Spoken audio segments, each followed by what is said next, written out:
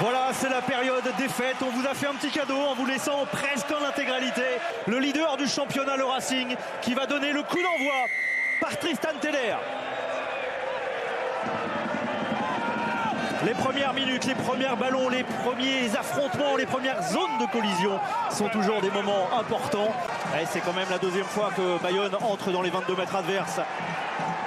Perchaud, c'était mis en talonneur en fin de match la semaine dernière. Ça avance côté avant du Pays Basque. Et derrière, le premier essai, il est signé Oussel Kassim. Ah, suspicion de jeu déloyal. Savoir si le deuxième ligne bayonnais retient le 9. Cette équipe de Bayonne qui veut progresser. C'est assez clair, le deuxième ligne retient le 9 bleu, qui ne fait pas d'action sur le joueur bayonnais puisqu'il cherche à se replier, donc ça sera pénalité contre le deuxième ligne. Est-ce qu'on est d'accord? Il est retenu par l'épaule, il joue bien le jeu, c'est Thomas Saïd qui est sanctionné. C'est ce qu'estime M. Rousset. Pas essai. Et l'essai est refusé à Kassim. Et en plus, c'est une pénalité contre Bayonne. Cette équipe de Bayonne qui veut progresser sur ce genre d'erreur individuelle, justement. Ballon ralenti, les ballons conservés. Teder. On vient rechercher Maxime Baudon. C'était pas un cadeau là, hein. C'était passe à l'intérieur de Maxime Baudon, il n'était pas prêt. Et une nouvelle pénalité sifflée contre les Basques. Plaquage sans ballon. En 2019, quelle opportunité d'ouvrir le score. Voilà qui est fait malgré un pourcentage de réussite assez faible du côté du Racing. C'est un ballon gratuit pour les Basques. Lopez avec Huguet. Huguet au sol. Encore Federico Mori. Rouet. Il donne de la vitesse. Tatafou en puissance. Tatafou pour le premier essai. Non. Il y a encore un Racing Man sous le ballon. L'essai ne sera pas validé. On va revenir à la pénalité. Des supporters de l'Aviron bayonnais. Tout à fait, avec 92% de réussite. Hein. Et il égalise Camille Lopez, l'indispensable Camille Lopez.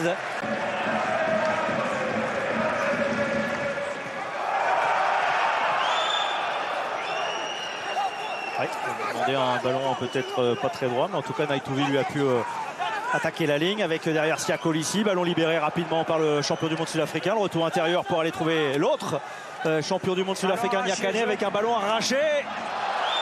Il n'est pas récupéré devant et ça va peut-être permettre à Arundel sur son premier ballon d'aller marquer un essai. Les miettes sont exploitées à merveille par le leader du top 14 et Arundel qui marque déjà son 5e essai cette saison. Pas quasiment, on a vu les anses techniques, notamment de Gaël Ficou. Alors on réclame un en avant évidemment. Et l'en avant il est commis par les Bayonnais, donc il est récupéré par les Racingmen. C'est pas un en avant repris devant et puis derrière quand vous avez les cannes d'Arundel et vous voyez la ligne si proche. Tout à fait, on rappelle que lorsqu'on se fait arracher le ballon, le porteur de balle ne peut pas commettre d'en avant.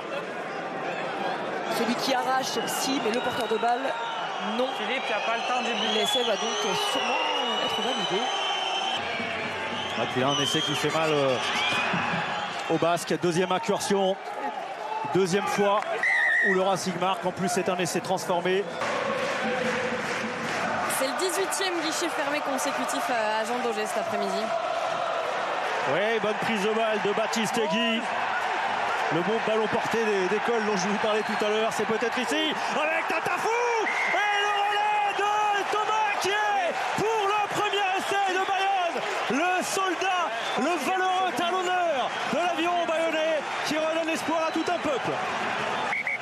Ouais, une très belle prise de balle de Baptiste Egui. On notait. Attention. Je veux vérifier que ça soit bien le même môle. Ça serait bien d'avoir juste le plan de la tribune centrale. Enfin, vous mouillez maintenant. Voilà, donc là, effectivement, on est toujours sur le même môle. Là, il y a un deuxième môle. Le 3 blanc est devant le porteur de balle, donc l'essai sera refusé. Oh, que ça va gronder. Obstruction, deuxième môle. C'est Tatafou qui est devant le porteur de balle. Et comme ce n'est pas, vous l'avez entendu dans les mots de l'arbitre, ce n'est pas le premier môle, c'est interdit, il se met en position illicite. Il faudrait peut-être essayer d'alterner un petit peu pour cette équipe de Bayonne. qui s'épuise sur cette défense. Allez, Lopez qui essaye de mettre la main sur le ballon, mais au contraire, ça a été récupéré. Tristan Teder derrière. Attention, parce qu'il y a Arundel. Et Arundel qui récupère ce ballon, qui parvient à servir Nolan Le Garec. Le coup de poignard pour l'Aviron bayonnais, avec l'essai de l'intenable Nolan Le Garec, son 6e cette saison. À chaque fois, ils arrivent à concrétiser. L'intention est bonne au départ de la part de Camille Lopez qui veut essayer d'attaquer la ligne, mais derrière peu de soutien, un ballon perdu et la sanction. Philippe, le chrono, Oui, s'il te plaît. on l'a vu hésiter sur le retour intérieur. Il y avait Hodge qui s'était proposé. Être vigilant notamment sur la discipline et sur les quelques ballons rendus trop facilement. Face au Racing Men, ça ne pardonne pas. Et ça fait donc 17-3 en faveur du Racing à la mi-temps sur la pelouse de Jean Daugé. 14 points de retard pour Camille Lopez qui donne le coup d'envoi de cette seconde période. 14 points de retard, il faut marquer au moins 2 essais transformés pour revenir à hauteur. Et plus que les esprits, c'est les essais qu'il va falloir marquer. Toujours avantage. Tout ce qu'ils ont loupé sur la première période, il va falloir être efficace. Non, vous sautez, on revient. En top 14, mais c'est ici qu'il a été formé chez Tibérien. Il est revenu à Bayonne, les Bayonnais qui marquent 3 points d'entrée en ces débuts de match. Imaginez que c'est autant que sur la première période. C'est Anglais qui a décidé de prolonger l'aventure en France, renonçant du même coup au 15 de la Rose. Mais il est encore tellement jeune. L'avantage en cours. Avantage en faveur du Racing, donc avec Saïli qui parvient à transmettre. Le Garec à hauteur pour Roland. Ballon contesté par les Bayonnais et on revient à la pénalité. Et les ballons offerts par l'adversaire. On est efficace et ça fait 3 points supplémentaires pour le Racing. 20 pour les Franciliens, 6 pour l'Aviron bayonnais. Ballon volé par les Bayonnais avec Guillaume Roy qui s'échappe. Guillaume Roy qui charge du soutien. Guillaume Roy qui trouve Mori. Il y a des solutions à l'extérieur avec Rizog. Cheikh Tibérien. La défense du Racing a bien glissé. Jamais de décalage. Mais un certain Luc Tagui qui arrive lancé. Et si cette fin de match devenait complètement folle, irrationnelle, c'est en tout cas ce qu'espèrent les Bayonnais.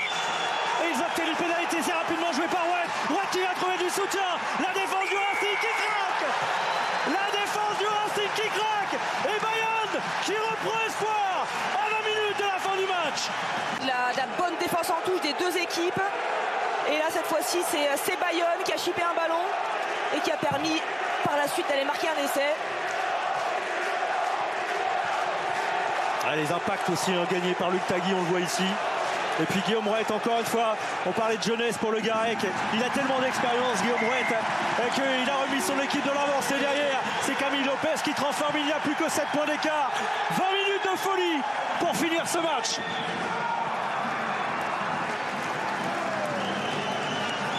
On change de talonneur côté Racing avec la sortie de Yannick Tarit et l'entrée d'Eddy Benarous.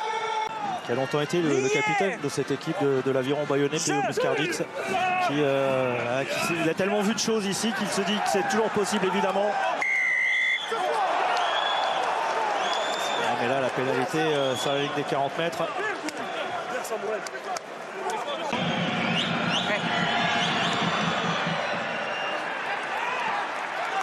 Et ça passe.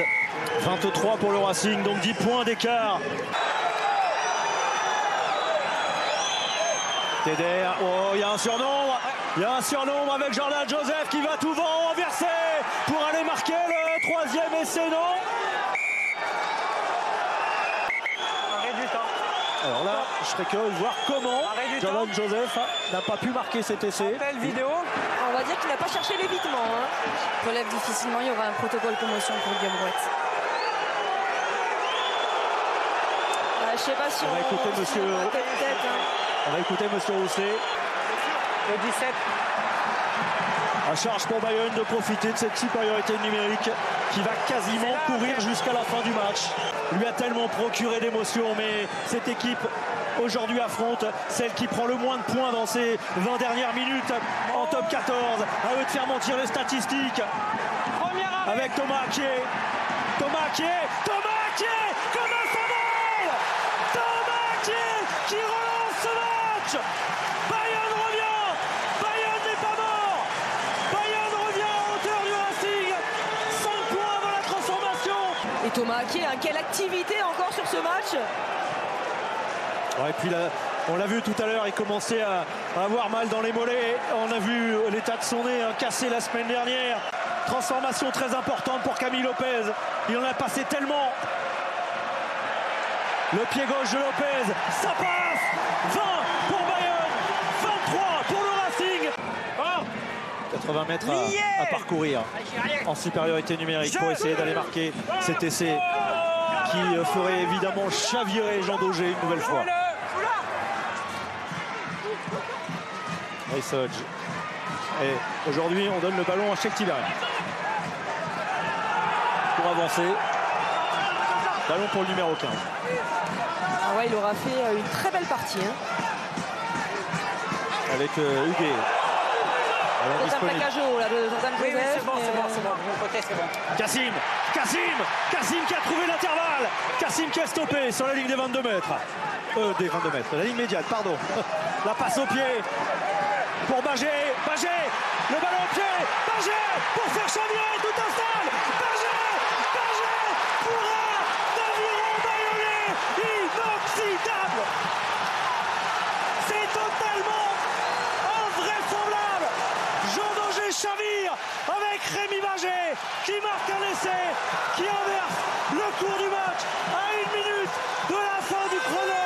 Et Rémi Bagé, coup de pied à suivre, il récupère, il élimine 2 défenseurs.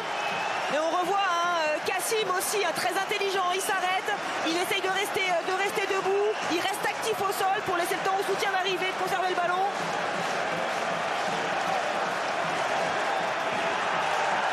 Cette équipe est capable de tout pour aller chercher une nouvelle victoire, parce que c'est une victoire aujourd'hui qui est au bout du pied de Camille Lopez. C'est fait, victoire 27 à 23. Jean Daugé n'est toujours pas tombé.